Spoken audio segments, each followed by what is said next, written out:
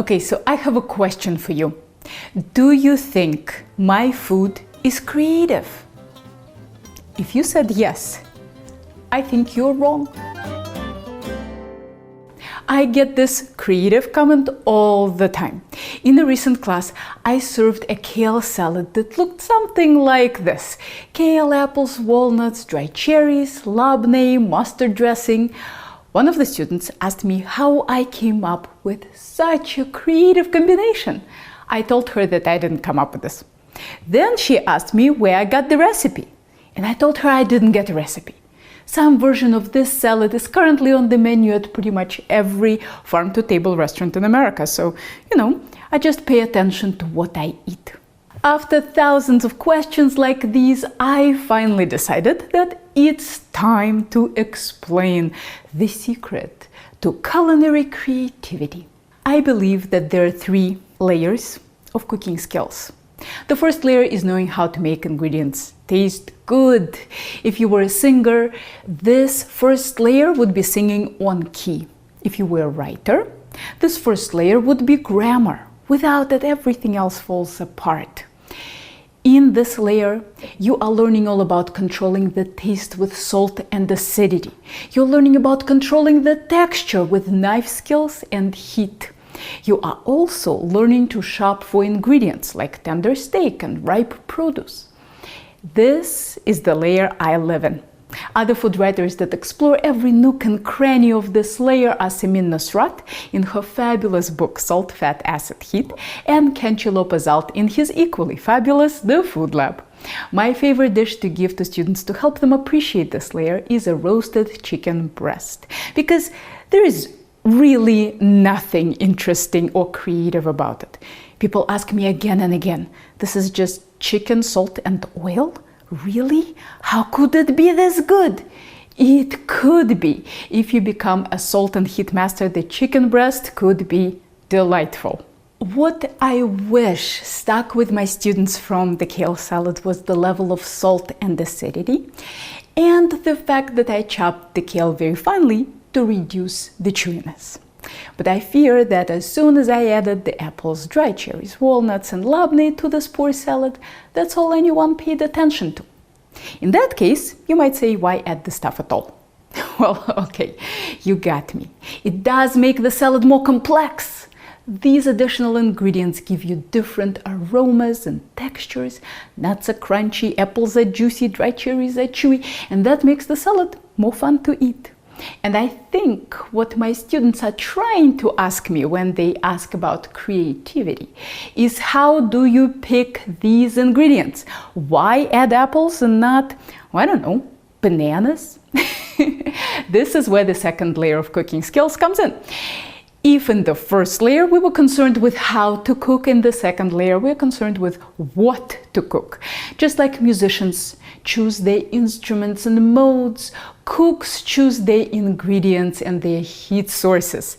In the music world, that's what makes jazz sound like jazz and classical sound like classical.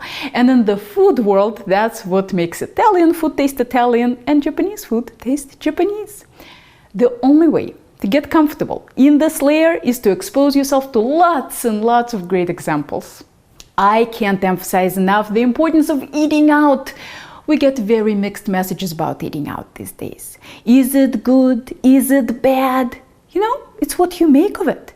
It's an amazing source of culinary knowledge and inspiration if you can analyze what you are eating and remember it. Some people do it subconsciously. I have no control over it. You know that Black Mirror episode where you can record your whole life because you have a special chip in your brain? I kind of have that chip, but only for food. So when I'm thinking about what to put into a kale salad, I simply think through all the kale salads I've ever eaten. It's like an instant database of food. Is it nice? Well, when I'm cooking, it's awesome.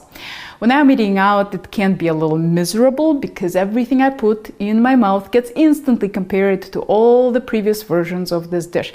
So it becomes harder and harder to have an interesting meal. At some point, I gave up on interesting altogether.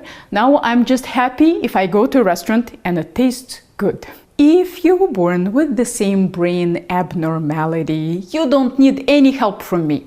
But if you are the kind of person who remembers a restaurant was good, but can't remember what on earth you ate there, then here are some tips on how to develop your food memory. Don't try to remember every single ingredient. Do some ingredient processing to abstract and generalize. Instead of remembering kale, apples, dried cherries, pecans, sumac, labneh, mustard, apple cider vinegar, etc., try to remember green veggie, fruit, nut combination. This will give you an abstract type in your mind under which you can file a crazy number of other dishes. Seriously, for the next month, every time you look at the restaurant menu, even if you don't order the dish, see if you can spot the vegetable, fruit, nut pattern. I promise you, it's everywhere in American farm-to-table restaurants. Of course, other cuisines have other patterns, and the more you travel, the more you get exposed to them. A big thing for me in the second layer is not ingredient combinations, but the staples of each cuisine. That's really what determines its palette. I mean, like a color palette the artist uses. What do they use for acidity? Lemons, limes, balsamic vinegar, kimchi, tomatoes, pomegranate molasses. What do they use for salt? Salt, olives, capers, soy sauce, Parmesan cheese, fish sauce, pickles.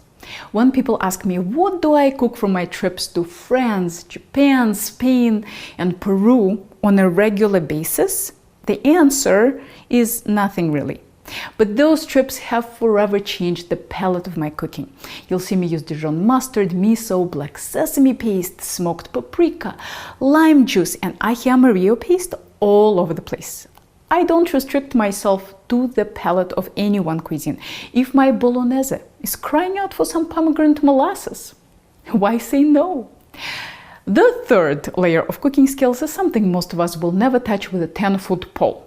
It's how do you make food that becomes an iconic part of a culture? How do you change how other people cook and eat? This layer requires doing something actually innovative and being good enough at PR to get that innovation to go viral. It requires great cooking talent, business savvy, and just dumb luck. This is where food becomes art. And I really have no advice for you about this layer. Since I don't do art, my cooking lives in the first two layers, and it's a craft, not an art. So, my one advice to all of you in search of culinary creativity is to eat other people's food. Think long and hard about it and then go home and try to reverse engineer it. It's just like evolution. You copy that DNA millions of times and sometimes mistakes happen. Some mistakes are neutral, some mistakes make things worse, and some mistakes make things better. And the mistake that makes it better is what people call creativity. Oh yeah, if you want to know what's in my kale salad, the link is below. If you want a little homework, go mess around with that kale salad and see how you can change it. Here are more thought-provoking culinary videos for you to check out, and if you are ever in the Boston area, maybe I'll see you in one of my classes.